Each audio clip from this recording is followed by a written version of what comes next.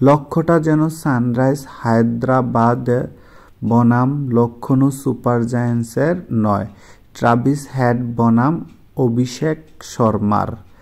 Run তাড়া করতে নেমে হায়দ্রাবাদের দুই ওপেনার যেন একে অপরকে ছাড়িয়ে যাওয়ার লড়াইয়ে নেমেছেন। কে কত দ্রুত রান করতে পারেন, কে কয়টা ছক্কা মারতে পারেন। হায়দ্রাবাদের দুই বাঁহাতি ওপেনারের জোরো ব্যাটিংয়ে রীতিমতো চিরে চ্যাপ্টা হয়েছে লক্ষ্ণৌ সুপার জায়ান্টসের বোলাররা। লক্ষ্ণৌর তোলা 4 উইকেটে 165 রান। হায়দ্রাবাদ টপকে গেছে পুরো 10 উইকেট আর 10.2 ওভার হাতে রেখে দিয়ে। এত বড় জয়ে হায়দ্রাবাদের প্লে অফ খেলা চূড়ান্ত না হলেও মুম্বাই ইন্ডিয়ান্সের বিদায় নিশ্চিত হয়ে গেছে। হায়দ্রাবাদের রাজীব গান্ধী ইন্টারন্যাশনাল স্টেডিয়ামের ম্যাচটিতে বেশ কয়েকটি নতুন রেকর্ডে নাম লিখেছেন ট্রাভিস হেড ও অভিষেক শর্মা এবং তাদের দল। হায়দ্রাবাদের 62 বল হাতে রেখে পাওয়া জয়টি আইপিএল ইতিহাসে বলের দিকে থেকে 100+ রানের লক্ষ্যে সবচেয়ে বড় জয়। পেছনে পড়ে গেছে 2022 সালে পাঞ্জাবের বিপক্ষে দিল্লির 57 বল হাতে রেখে পাওয়া জয়ের কীর্তি। মাত্র 9.4 ওভারে বিনা উইকেটে 167 রান আইপিএলে প্রথম 10 ওভারে সর্বোচ্চ। আগের সর্বোচ্চ ছিল হায়দ্রাবাদের 4 উইকেটে 158 রান। দিল্লির বিপক্ষে এই বছর শুধু এই দুইটি নয়, আইপিএলের প্রথম 10 ওভারে তৃতীয় সর্বোচ্চ রানের ইতিহাস হায়দ্রাবাদের। মুম্বাইয়ের বিপক্ষে 148 উইকেটে চলতি আসরেই।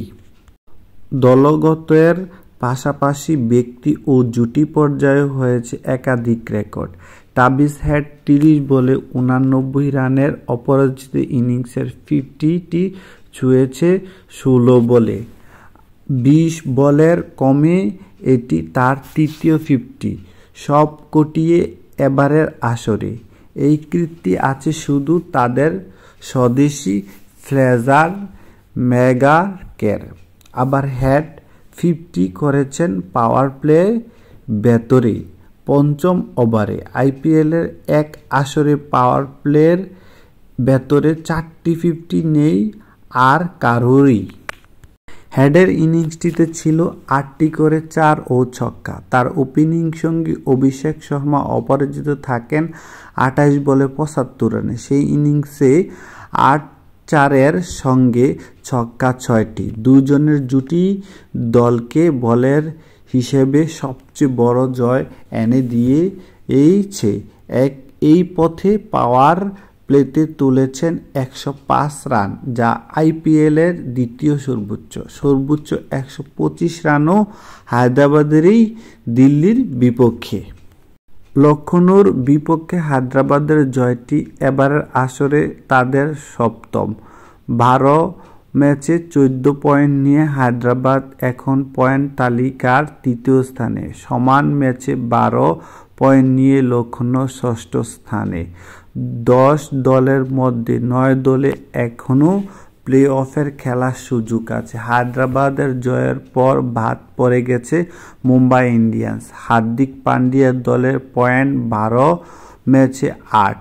শেষ 2 ম্যাচে জিতলেও তাদের শেষ 4-এ থাকার সম্ভাবনা নেই।